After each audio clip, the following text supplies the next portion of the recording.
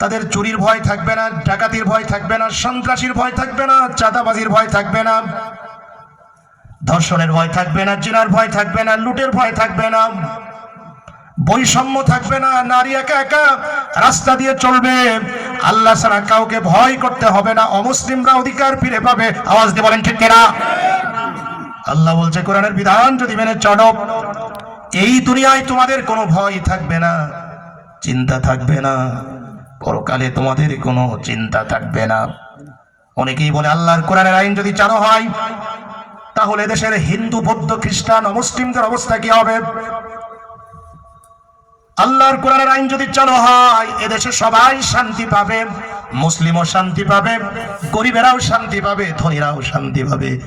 হিন্দু, বৌদ্ধ, খ্রিস্টান নির্বিঘ্নে তাদের ধর্ম পালন করতে পারবে, ধর্মীয় স্বাধীনতা পাবে। মায়ের কোলে শিশু যেমন ঘুমিয়ে থাকে, ইসলামী রাষ্ট্র কায়েম হলে হিন্দুরা ওই রকম বাংলার জমিনে মায়ের কোলে থাকবে। আওয়াজ দিয়ে বলুন ঠিক কিনা? যদি প্রশ্ন করেন হুজুর একটা এক্সাম্পল দেন, উদাহরণ দেন, ইসলামী রাষ্ট্র কায়েম হয়েছিল আর সেই ইসলামী রাষ্ট্রে অমুসলিমরা ধর্মীয় স্বাধীনতা পেয়েছিল, নিরাপত্তা পেয়েছিল, স্বাধীনভাবে ধর্ম কর্ম করতে পেরেছিল, এমন একটি রাষ্ট্রের কথা আপনি বলুন। তাহলে আপনাকে নিয়ে যাব হযরত ওমর রাদিয়াল্লাহু তাআলা এর যুগে। হযরত ওমর রাদিয়াল্লাহু তাআলা রাষ্ট্র পরিচালনা করছেন। সেই রাষ্ট্রের মিশরের গভর্নর হয়েছিলেন হযরত আমর ইবনুল আস রাদিয়াল্লাহু তাআলা। হযরত আমর ইবনুল আস রাদিয়াল্লাহু তাআলা তিনি গভর্নর মিশরের। হঠাৎ সকালবেলা খ্রিস্টানদের কিছু লিডার গভর্নর আমর ইবনুল আসের কাছে এসে বিচার দিল, ও আমর ইবনুল আস, আপনি আমাদের লিডার, আপনি আমাদের নেতা, আপনি এই অঞ্চল পরিচালনা করছেন। বাজারে আমাদের একটা যিশু খ্রিস্টের মূর্তি ছিল, রাতের বেলায় কে বা কারা মূর্তির নাক ভেঙে দিয়েছে। আমরা বিশ্বাস করি ওই মূর্তির নাক কোনো অমুসলিমরা ভাঙে নাই, নিশ্চয়ই মুসলমানরা মূর্তির নাক ভেঙে দিয়েছে, বিচার করে দেন আপনি। আমর ইবনুল আস গভর্নর লিডার খ্রিস্টানদের এই অভিযোগ শুনে উনি দুঃখ প্রকাশ করলেন।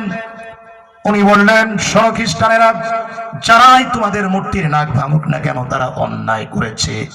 এখন যেহেতু মূর্তির নাক ভাঙা হয়ে গেছে, নাক তো আর খুঁজে পাওয়া যাবে না, অতএব তোমাদের মূর্তিটা সুন্দর করে তোমরা তৈরি করে নাও, যত খরচ হয় আমি মুসলিম রাষ্ট্রের পক্ষ থেকে সব খরচ বহন করব। সুবহানাল্লাহ বলো। খ্রিস্টানরা বলল, না, এই বিচার আমরা মানি না,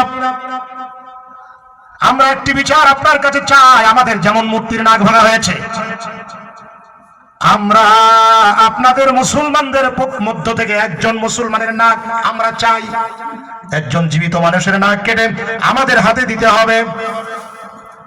সেনাপতি আমর ইবনুল আস, গভর্নর আমর ইবনুল আস ওয়াদা করলেন, আগামীকাল সকালবেলা একজন মুসলমানের নাক কেটে আপনাদের হাতে দেওয়া হবে।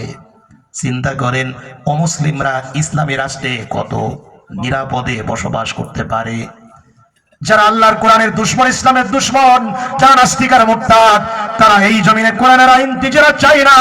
আবার তারা প্রচার করে কোরআনের আইন চালু হলে এদেশে হিন্দুরা থাকতে পারবে না, খ্রিস্টান থাকতে পারবে না, নারী অধিকার থাকবে না, এই সমাজে বর্বরতা চালু হবে।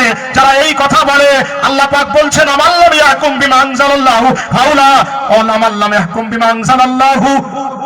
আল্লাহ বলছে, যারা কোরআনের আইন অনুযায়ী বিচার ফয়সালা করে না, কোরআনের আইন পছন্দ করে না, তারা মুসলমান থাকতে পারে না, তারা কাফের। আওয়াজ দিয়ে বলুন ঠিক কিনা? কোরআনের আইন পছন্দ করে না। আল্লাহ পাক বলছেন, ফালা ওয়া রাব্বিকা লা ইউমিনুনা হাত্তা ইউহাক্কিমুকা ফীমা শাজারা বাইনাহুম সুম্মা লা ইয়াজিদু ফি আনফুসিহিম হারাজাম মিম্মা কাযাইতা ওয়া ইউসাল্লিমু তাসলিমা।